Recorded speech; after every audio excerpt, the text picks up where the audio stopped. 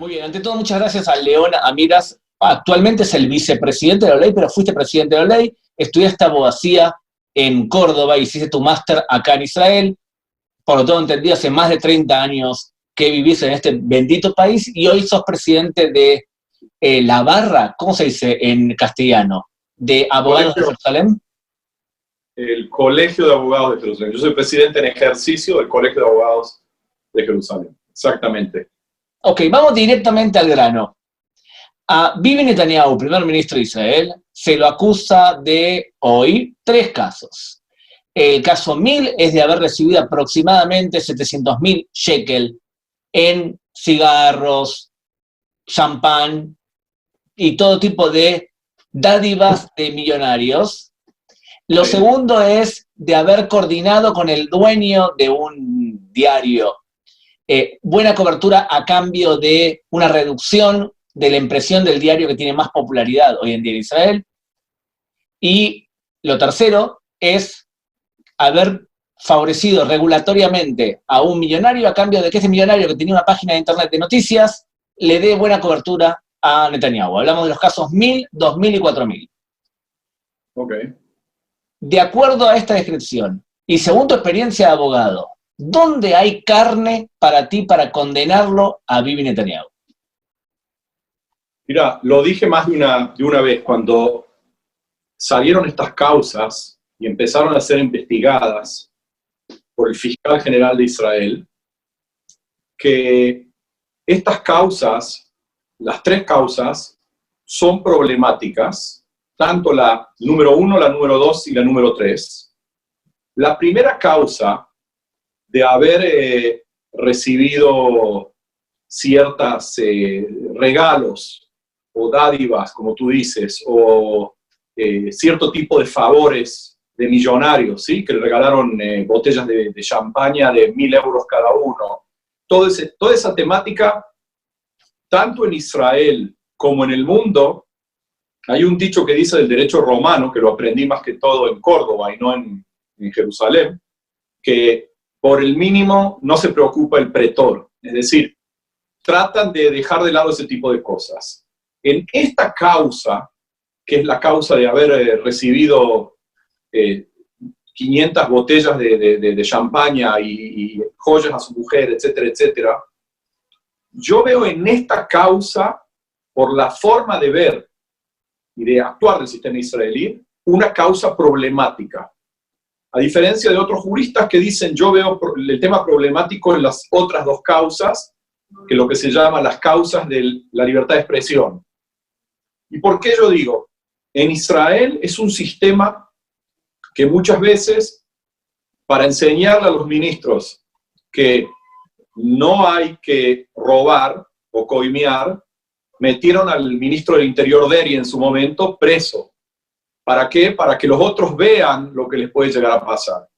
Y al presidente de Israel, a Katzav, querían terminar la causa en una causa muy chica, de que él le acarició la pierna a una secretaria, y él dijo, no, quiero ir a juicio, y le metieron una condena adentro, como para que todo el mundo sepa que no se puede molestar o acosar sexualmente a una mujer. Entonces, por esa yo diría, técnica del sistema jurídico israelí, veo que va a ser muy difícil a Netanyahu, para él, demostrar que recibió 700 botellas de champaña de millonarios, de 1.000 euros cada uno, o joyas, o diferentes cosas, y no se trata de un delito. Va a ser difícil que allí no haya delito. Por el otro lado, siempre y cuando su abogado no pueda, con el principio de la duda, traer buenas pruebas. Un ejemplo, si Netanyahu dice, yo no me puedo tomar 700 botellas de champaña, y yo tenía reuniones con el embajador de Polonia, el embajador argentino y el embajador chileno, y abríamos una champaña y yo lo hacía por un tema de camaradería, etcétera, etcétera. Si puede demostrar, puede traer el principio de la duda y ahí salir libre, ¿sí? Las otras 2 causas, que yo las veo muy problemáticas, y que la plaza israelí, así como en la antigua Atenas, dice, no, hay que colgarlo, no puede ser. El tema de la libertad de expresión. Vamos a decir que en todo el mundo un diario que empieza a publicar en contra de un presidente, ese diario se las ve negra en las publicaciones estatales y se las ve negra en muchas cosas.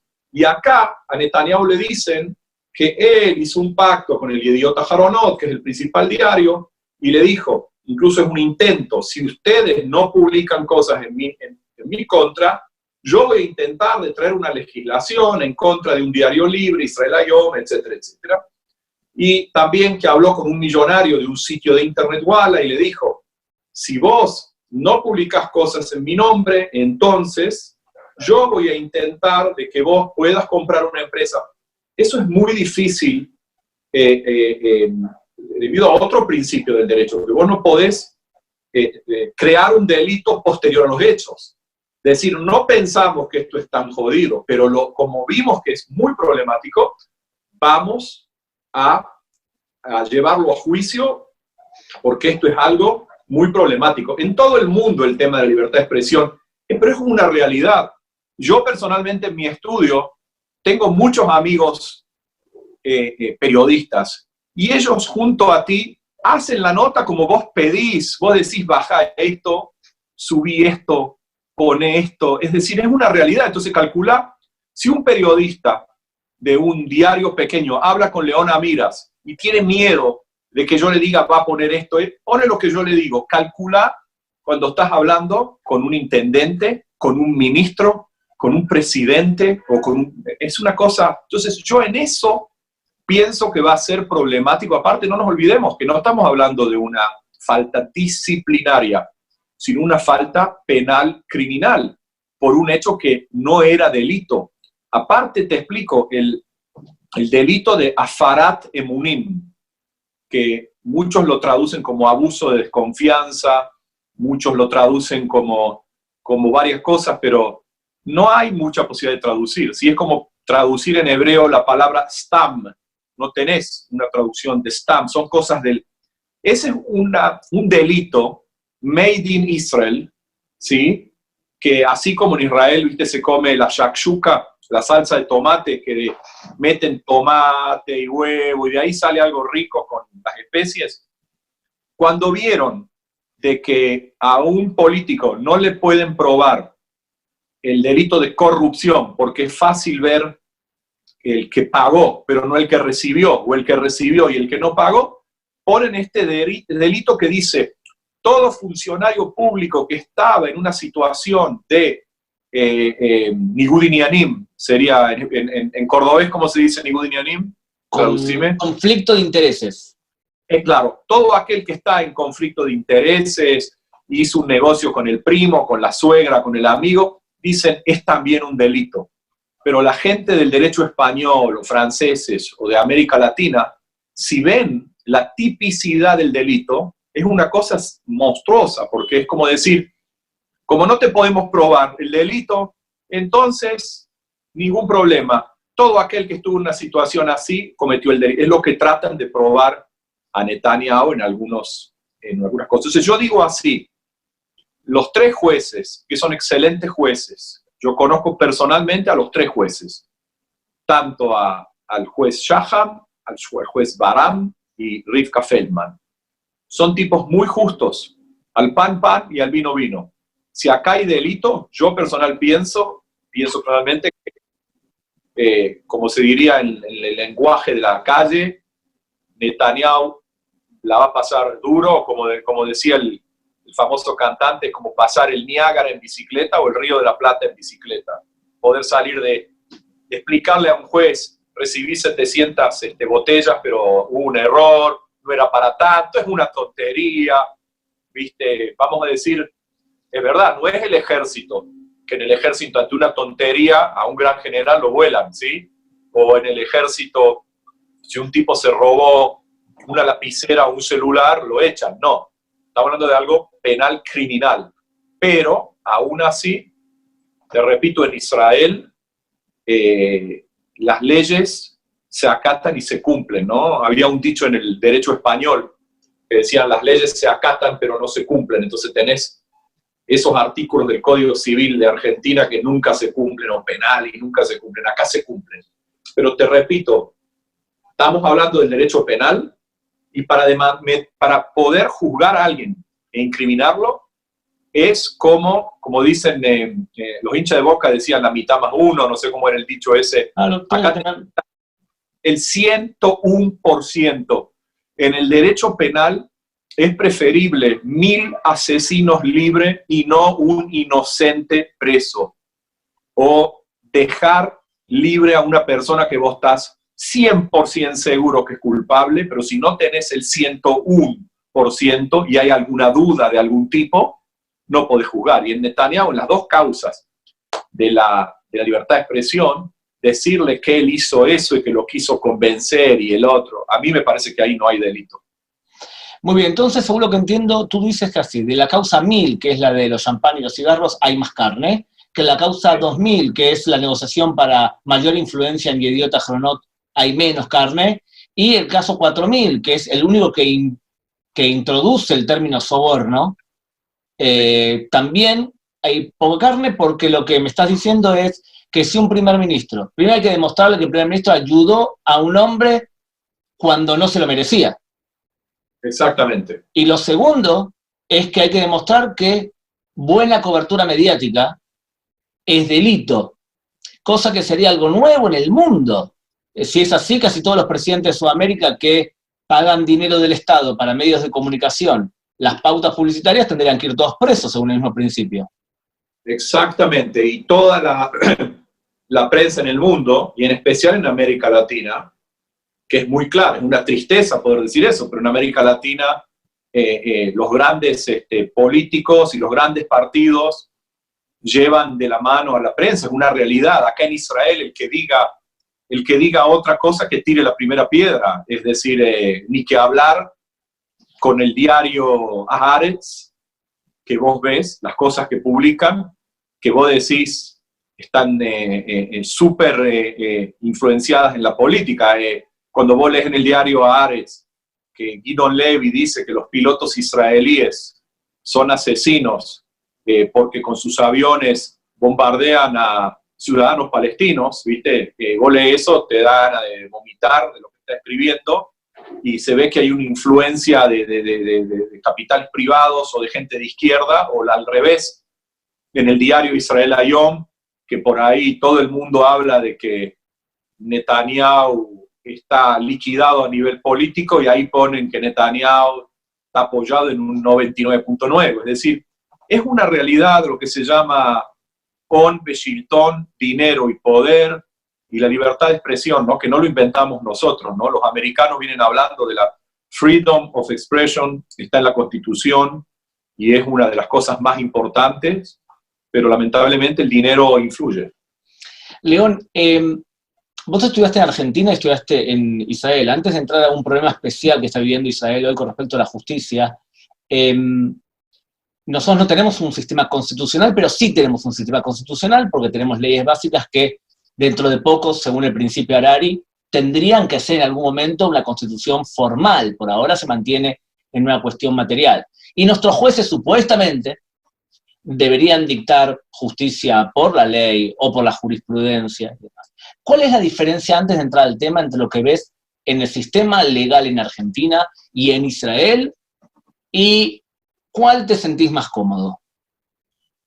Mirá, la diferencia entre el sistema de América Latina y el sistema de Israel, porque es igual en América Latina casi, es que Israel es un sistema práctico, un sistema en que si las leyes existen, hay que cumplirlas, y el sistema de América Latina, que hay leyes de todo tipo, cantidades de leyes largas, y en la práctica no se cumplen.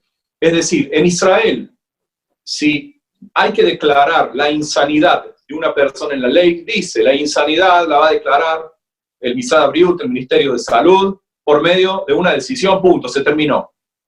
En Argentina, si entras al código de Vélez Sarsfield, dice, habla de la declaración de insanidad de la persona, y dice, cuando una persona sea insana, podrá declarar su situación.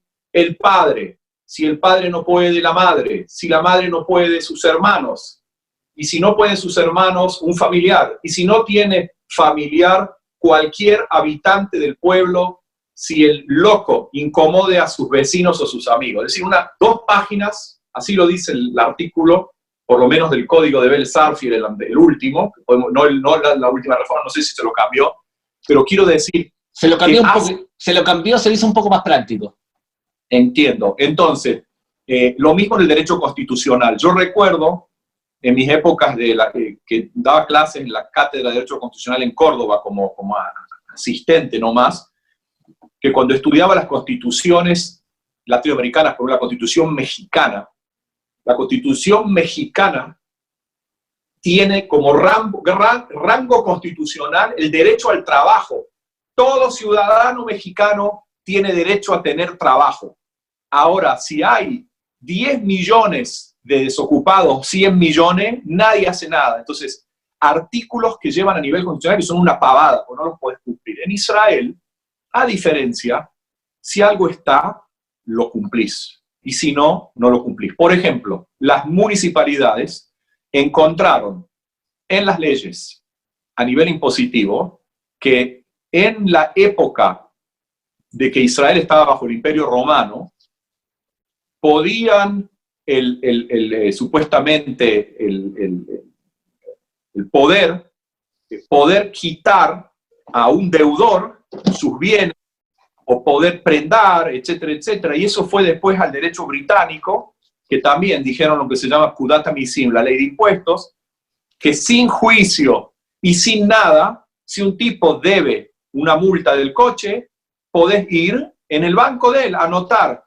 Gabriel Tasgal debe 1.000 shekel y te prendan la cuenta. Ahora, eso existe, pero es una cosa arcaica de hace, estaba hablando del año 1910 y antes de la época del derecho romano, y como la ley existe, y el tribunal nunca la anuló, cuando yo venía ahora, me habló una clienta, que es periodista, y me dice, León, hoy fui a sacar plata del banco, no puedo usar la cuenta, porque me prendaron todas las cuentas, porque y dice, debo 2 multas del auto que no pagué, Y dice, pero no me hicieron juicio, nadie me dijo nada, lo único que hicieron, le mandaron una carta, mandaron por la computadora y tac, le prendaron. ¿A qué quiero llegar? Acá, si hay una ley, la aplican, y si alguien va a traer prisión por deudas, en una época en Israel existía la prisión por deudas, que llevaban a un tipo en cadena porque debía $1.000, lo aplican. Entonces, ¿qué es lo que yo quiero decir? El sistema continental tiene códigos y libros, pero todo ese contenido en vano, lamentablemente. En Israel no existen códigos, acá no tenés código civil, código penal, no existe. Pero lo poco que hay, se cumple. Lo que sí, se va mucho a la jurisprudencia para ver lo que dijeron los jueces. Y lo que dijo el juez es lo que vale. La doctrina, lo que se dice en los libros, te puedo decir más, casi no se usa. En una época, yo veo acá un libro que tengo acá, que es de derecho de contratos de un tal Zeltner, que este libro fue publicado en el año 1970. En Argentina, los libros de derecho contractual de Argentina son como una Biblia. Acá el israelí, viste, ya ni existe, ¿no? Es como que no existe más. Igualmente los libros... ¿Qué significa entonces, León, que un abogado en Argentina puede venir y decirte, como dijo el juez Zaffaroni, en X y X libro, y como estamos todos de acuerdo con su doctrina, y argumentar en base a un texto y no en base a la ley? Por supuesto que la base es la ley, ¿sí? Pero para reforzar lo que dice la ley, él cita la doctrina. Y la doctrina son aquellos que escribieron un libro. Entonces, por ejemplo, en el área de derecho internacional privado, que es un tema muy interesante para Israel comparado con Argentina, porque en Israel tenés argentinos, colombianos, japoneses, italianos. Entonces, el hecho de que un italiano se casa con una china o un japonés con una argentina, y ahí se mezclan la ley del domicilio y la ley personal, y eso tenés jurisprudencia todos los días. Te voy a dar un ejemplo. Cuando una persona, yo tengo causas de estas a patadas, una persona muere en Argentina y deja un departamento en Tel Aviv, para poder hacer su herencia, yo la pido acá en el juez de Tel Aviv, y el juez de Tel Aviv hace sentencia de acuerdo a la ley argentina, que es la ley del domicilio, o la ley de donde murió la persona. Entonces el juez Shlomo Cohen de Tel Aviv escribe, al pi seif hamishim shel Ajok Argentina, y de acuerdo al artículo tanto del Código Civil de Argentina, pide una Javadat, una opinión jurídica, de un abogado argentino que diga qué dice la ley argentina, y se fija de acuerdo a eso. Ahora, en este caso tenés que llevar jurisprudencia. En Argentina existía el libro, yo me acuerdo, de Berta Kaller de Orchansky, hablando de este libro de Berta, Manual de Derecho Internacional Privado. Y acá tenés todo el tema de la cuestión previa, el fraude a la ley, la prescripción, las obligaciones. Entonces, si vos presentás y decís, la teoría del reenvío debe ser de acuerdo al derecho internacional, como dice en página 5, Berta Kaller de Orchansky, etcétera, etcétera. Acá en Israel, eso, cero. Hay un solo libro, ¿sí?, que es el libro de Gabriela Shalev, que es la que hizo Dinei Hozim, que lo tengo acá atrás mío porque es el único libro de color verde que hace Dinei Hozim, y el israelí ya medio le da vergüenza discutir con una jurista que fue embajadora en la ONU, Gabriela Shalev, ¿sí?, que es este libro que está acá, y que acá sí hablan del derecho contractual, y cuándo se anula un contrato, cuándo no. Pero si no, la mayoría es un derecho práctico, un derecho que vos entrás al juez, te sacás la corbata, en su header, por ahí el juez saca un cigarrillo, pregunta si ustedes fuman, les pido la disculpa. No hablamos de un sistema formal, podés entrar directo al juez. En Argentina tenés el secretario, que para hablar con el secretario es un lío. Vamos a decir que el tema del doctor Robledo o el doctor Rodríguez mucho no funciona en Israel. Muy bien. Hace un tiempo, te lo cito de memoria, ¿verdad? Escuché una cita del antiguo presidente de la Suprema Corte de Justicia, Aarón Barak, diciendo que toda decisión política es una decisión legal. Y toda decisión legal tiene componentes políticos. Que en otras palabras podría ser que toda decisión que toma el Poder Ejecutivo o incluso el Poder Legislativo podría llegar a ser incluso procesable. En otras palabras, acá lo decimos en hebreo, akol shafit, todo es juzgable. Y eso ha creado, cuando los jueces son activistas, que se presente ante la Suprema Corte de Justicia un montón de temas que son claramente políticos, que le piden al juez que tome una decisión con respecto a eso. Y el juez, un juez conservador quizás, en vez de lanzar por las escaleras al demandante y decirle, esto es un tema político, no es un tema legal, el juez lo acepta. Y hoy tenemos que en este momento la justicia israelí está tratando y analizando si tienen derecho a formar gobierno partido Cajol Labán y el Likud, y si el primer ministro tiene derecho a formar gobierno cuando está en proceso judicial, cuando concordemos que no hay ninguna ley que establezca que una persona en proceso judicial no puede recibir el mandato de formar gobierno. El hecho en sí de tratarlo ya podría ser acusado de activismo judicial. Y en la actualidad la justicia israelí no está en su mejor momento en la imagen pública. Aproximadamente se dice que el 50% de la población de Israel no está confiando en la justicia ahora, que es una cifra muy baja. ¿Cómo analizás el fenómeno del activismo judicial? Mira, yo tuve la suerte en el año 1990, cuando vine a trabajar con una jueza, posteriormente trabajar en la Fiscalía de Estado. Y al hacer mi título de máster en leyes, uno de mis profesores justamente era Aharon Barak, que escribió su libro, aquí lo tenés, ¿ves? Shikul Da'at Shiputit. Y acá en la primera página del libro, ¿a vos te aparece al revés o se puede leer?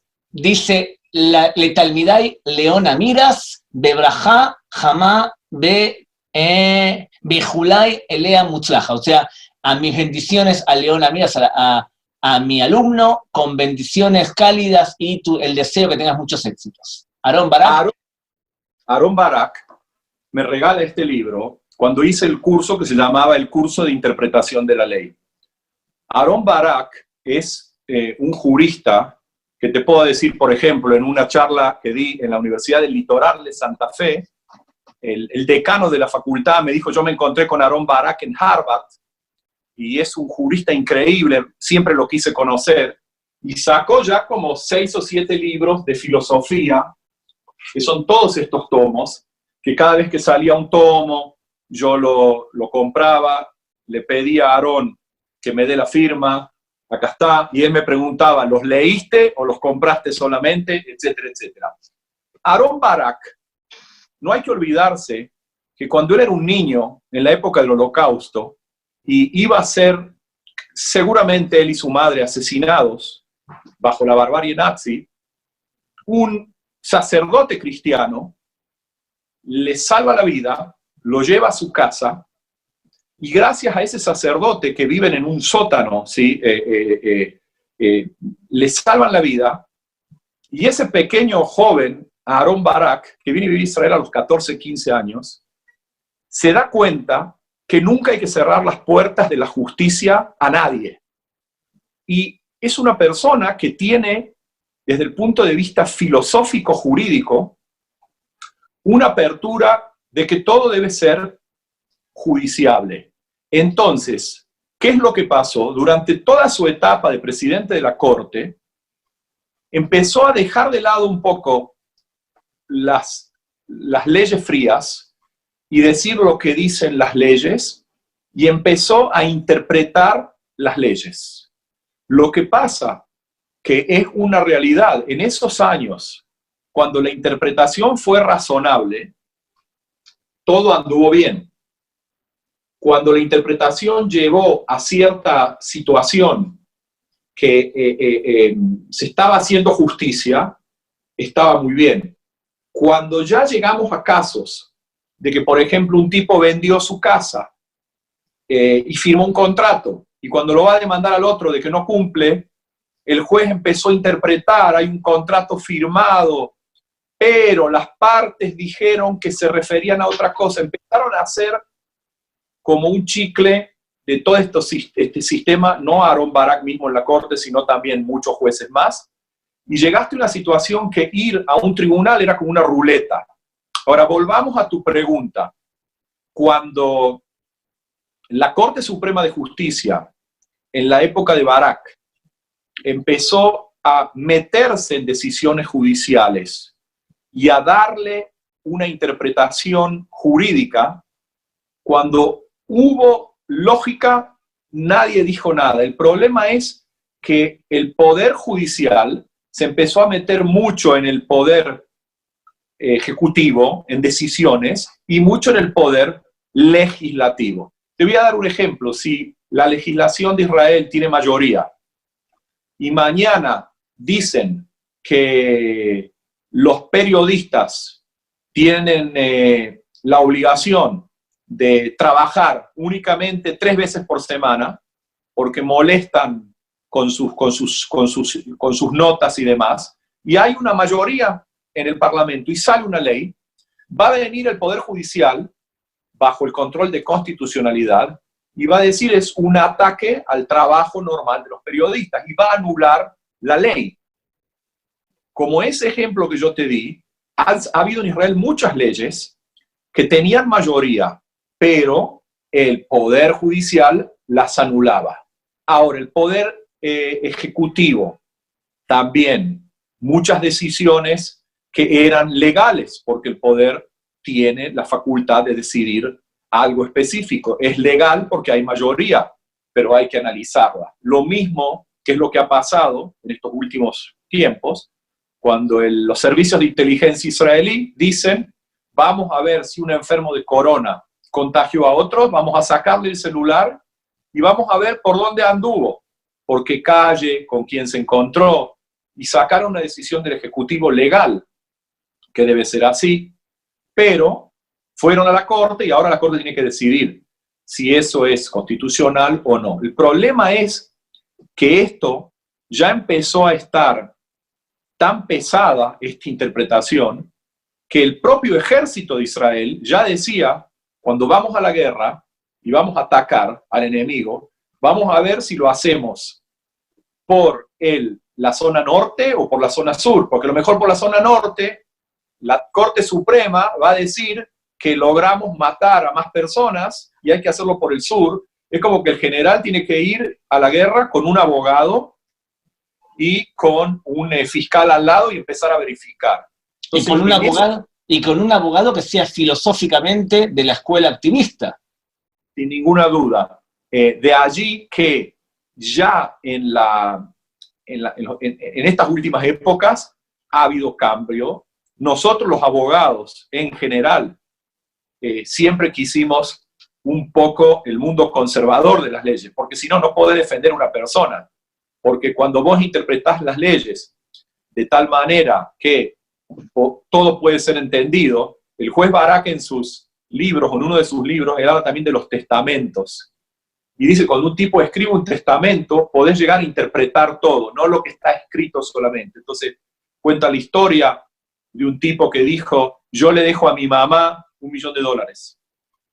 Y después, un abogado prueba de que a su mujer, él le decía mamá, mami, mami, mamá, mamá, mamá. Entonces la mujer vino y dijo, es para mí. Dijo, no, es para la madre. No, porque la palabra mamá significa que soy yo, etcétera, etcétera.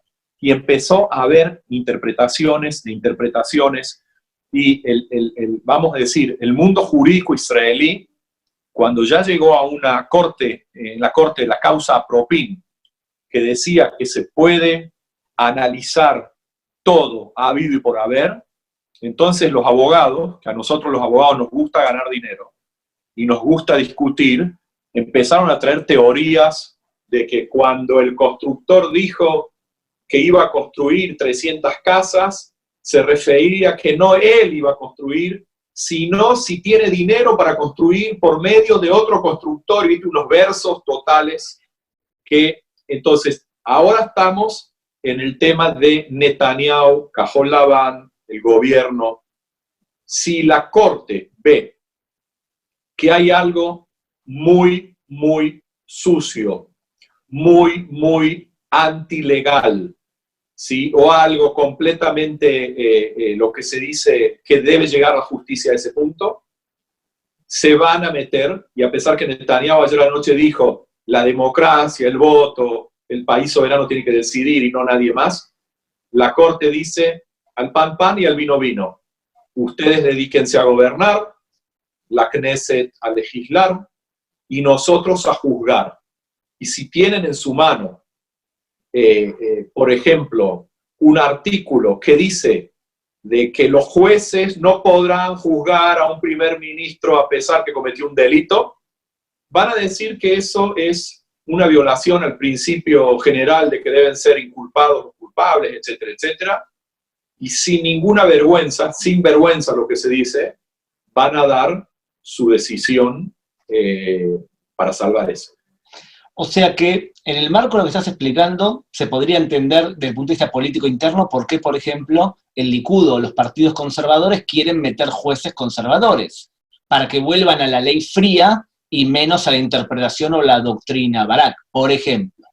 O, por ejemplo, por qué en Israel se habla de legalizar una ley que en caso que la justicia cancele una ley del Parlamento, pueda venir una ley posterior que anule la decisión de la justicia con una nueva ley. Ahí son respuestas al dilema que estamos viendo ahora. Claro, esas son respuestas que el propio Montesquieu, yo pienso que desde su tumba, se debe volver loco, ¿sí?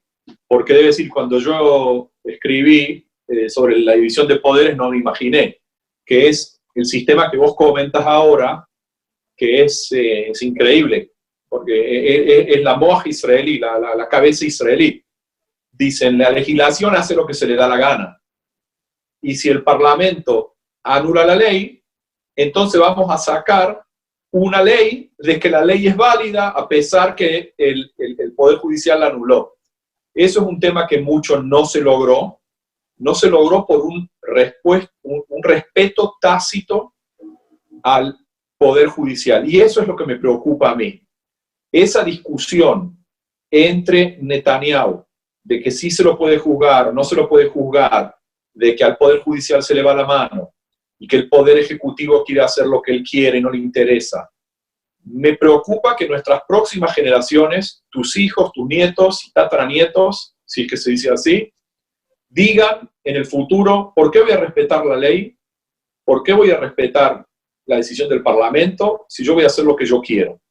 Y estamos hablando de una balanza de que debemos respetar, y es algo muy, como el tema de religiosos y laicos, que tiene que ser muy delicado, como el tema de ricos y pobres, de sefaradim y ashkenazim, el tema de respetar lo que hace el gobierno y el tema de respetar lo que hace el Parlamento es muy jodido. Yo estoy de acuerdo que si mañana el gobierno decide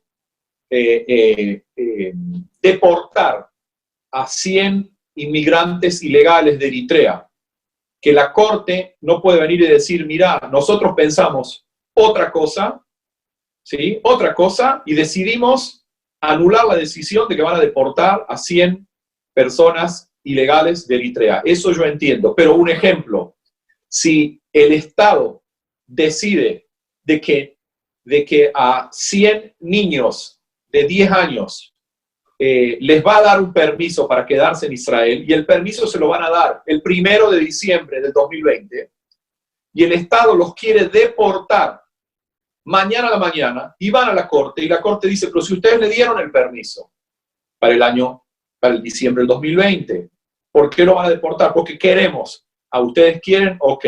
Estamos ante un ataque a los derechos humanos, etcétera, etcétera. Claro. Es decir, claro, pasa por un lado. El problema es que estamos hablando de una omanut, de un arte de las leyes, y por ahí estás en las manos del juez. Si el juez es un juez inteligente, podés llegar a pasarla bien. Pero si el juez es un tipo medio tonto o un tipo raro, podés pasarla mal. Yo estoy seguro, podés haber visto en la televisión ayer, que una madre habla por teléfono a la policía y dice, mi hijo con un cuchillo está por asesinarme a mí y a los animales de mi casa, al perro, al gato, no sé qué, y mandan a un policía, se ve la filmación, que el policía llega a la casa, lo ve a este hijo con un cuchillo, el tipo lo empieza a correr al policía para clavárselo el cuchillo, y lo quiere clavar y no puede. Entonces el policía se empieza a escapar, se cae al piso, el tipo le clava el cuchillo en la pierna, una cosa. El policía saca un arma, le tira unos tiros al tipo y lo mata. Y ahora hablan de que hay que juzgar al policía por el hecho de que no tendría que haber tirado el tiro. Vos lo ves, si él no mataba al tipo, lo asesinaban.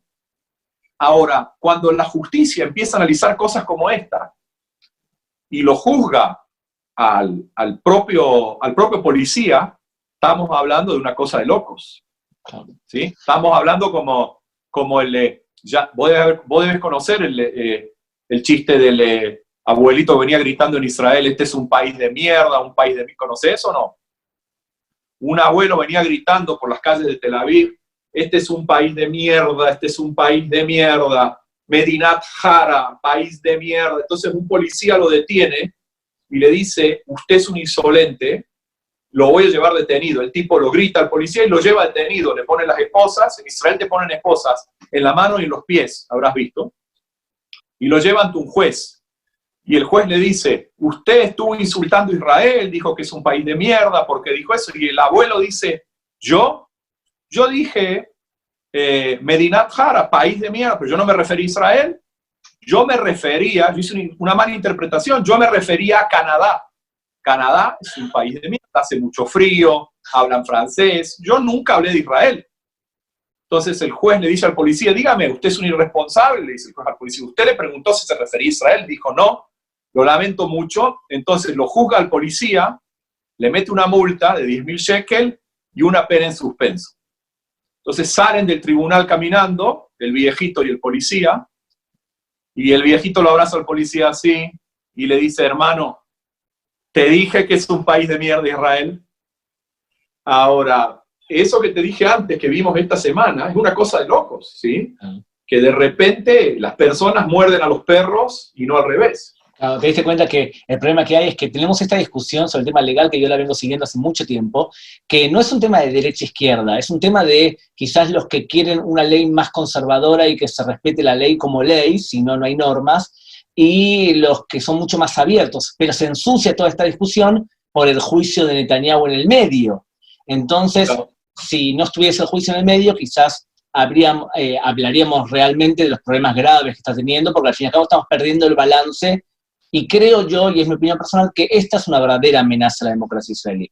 El hecho de que no hay un balance de poder claro y que la justicia haya invadido los poderes de otros, creo que es un problema serio para Israel. O sea que la justicia tiene que decidir lo que es justo y lo que no. Y si el juez tiene una kipá en su cabeza, o si el juez es laico, o si el juez es árabe, es diferente. Cada cual piensa diferente. De ahí que en la comisión de jueces se pelean quiénes van a ser miembros del sistema de nombramiento de jueces. Y en los últimos años nombraron a muchos jueces de equipa srugá, lo que se dice, de equipa tejida, y menos ortodoxos, jueces árabes. Como sabrás, hubo problemas en nombrar muchos jueces, hubo jueces árabes, pero no tanto. Y volvemos a la problemática. Uno de los jueces de la Corte Suprema, el último, Yubrin, si vos te acuerdas, yo estuve con él en actos del Colegio de Abogados, al lado mío. Cuando cantan el Atikva, él no canta el Atikva. Y una vez llevé un juez árabe de habla hispana para encontrarnos con el presidente de la Corte Suprema de Argentina. Y este juez árabe, muy amigo mío, muy buen tipo, y le digo, pero mirá que el presidente no canta el himno, y me dice, yo tampoco canto el himno. Digo, ¿por qué? Dice, yo soy árabe israelí, amo Israel, amo la democracia, o todo, pero el himno cuando dice, Kolot, Baleva, Nefesh Pnima, Yehudí, lo Yehudí, ani lo ze, ¿sí? Ahora, eso por ahí te lo dice un juez, o te lo dice, o quizás un juez ortodoxo que mucho no respeta al Estado como Estado. Ese es el tema. Yo estoy de acuerdo contigo que hay que ir a las leyes, tomar el hecho como algo frío dentro de todo, porque si no, por supuesto que el juez religioso va a sacar leyes a favor de que en Shabbat no se maneje, y el juez laico va a decir que no hay problema ir a Yom Kippur a hacerte un asado en la playa, y el árabe los derechos de la mujer lo va a ver de una manera, el judío religioso de otra, y el laico lo va a ver de otra, ¿no? León, para terminar, sos vicepresidente de la ley, fuiste presidente de la ley en el pasado, ¿verdad? El pasado reciente. Sí. Si caen realmente 100.000 Olim ahora, después del corona, como prevén algunos optimistas, ¿qué le puede dar la OLEI, que es la Organización de Inmigrantes Sudamericanos? ¿De qué forma pueden ayudar a los nuevos inmigrantes que vengan de los países, de los idiomas que hablamos nosotros? Mira, la OLEI fue fundada en 1948, más o menos, con David Ben-Gurión, que en Beersheba fundó esta asociación, y David Ben-Gurión dijo, si la Aliyá del mundo sería como la Aliyá de América Latina, el país, Israel, sería un país diferente. Y lo dijo por lo positivo de la Aliyá a Beersheba, de las primeras 500 familias, de los médicos, de los ingenieros. La OLEI tiene voluntarios. Esos voluntarios, la mayoría, no es gente joven, porque la gente joven tiene que trabajar. Son gente más bien de edad, que tienen tiempo para dar una mano, para dar un abrazo, para ayudar en las cosas pequeñas.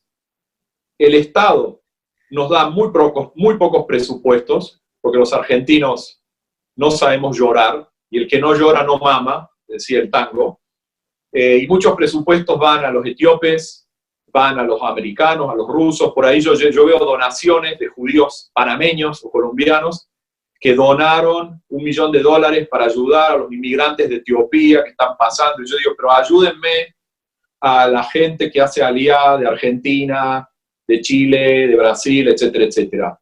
Si vienen una gran aliyá, siempre vamos a poder dar un granito de arena. Cuando yo digo un granito de arena significa cosas chicas, ¿sí? Cuando yo voy a comprar unas docenas de empanadas en un canyon y el empleado ahí me dice, León, vos me ayudaste. ¿Cuándo te ayudé? Y me dice, hace 25 años. El banco me quería vender mi casa porque no pagaba la hipoteca. Me dijiste, ¿qué tengo que escribir en la carta? Ni siquiera mandaste la carta. Me dijiste, decí esto, y no me echaron. Y vivo en mi casa con mis hijos, ¿sí? Esas cosas chicas. O el contador que le dice al contador, olé, yo te voy a ayudar. O al médico, vení que te voy a llevar a pasear. O el director de cine, hace una semana, un director de cine cordobés le dijo a otro, Olé Haddad de Córdoba, te voy a enseñar lo que significa ser director de cine. Esas cosas chicas, para eso existimos.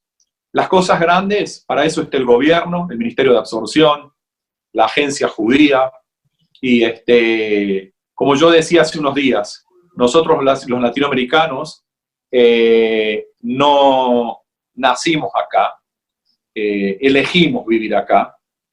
72 años en la historia de los pueblos no es nada, 72 años, viste, tenés, tu madre y mi madre tenían más de 72 años y eran jóvenes, y esto es un chiste en la historia. Si los árabes estuvieron en España 5 siglos y no quedó nada, ¿sí? Desde el año, los árabes fueron expulsados en 1492, tuvieron 500 años en España, no quedó nada de la cultura árabe, salvo la palabra almohada y aljibe. Israel tiene 72 años, somos un granito de arena en el desierto. De allí que ojalá que vengan esos 100.000 latinoamericanos y que podamos fortalecer el sistema jurídico, el sistema económico, el sistema social israelí. Ojalá. Pues te voy a confesar algo. Yo que parte de mi tiempo lo dedico a dar conferencias, cuando me llaman del Olei, mi respuesta es Olei siempre. No activo el Olei, evidentemente, porque cada uno tiene su lugar en la actividad pública y yo me dedico a lo que ya sabes. Entonces, pero el Olei es el Olei, y de todo lo que me explicaste, principalmente agradecerte por toda la ayuda que le dan a los inmigrantes en Israel y a los adultos también que tienen actividades junto a ustedes y que encuentran un marco de referencia latino en un país que ama a los latinos, pero como no protestamos los latinos porque queremos ser parte de Israel y no votamos un partido político latino, aunque podíamos tener diputados latinos, cada latinoamericano que llega a Israel, al cabo de un tiempo dice, yo quiero ser israelí. El hecho de soy latino está muy bien, mis mejores amigos quizás son latinos, me gusta la comida latina, prefiero mucho más un churrasco que un falafel, pero de verdad queremos ser israelíes. Así que agradecerte muchísimo por tu tiempo y por tus claras explicaciones, y fue León Amiras, abogado israelí y vicepresidente del Olei. Muchas gracias. Gracias a ustedes. Muchas gracias.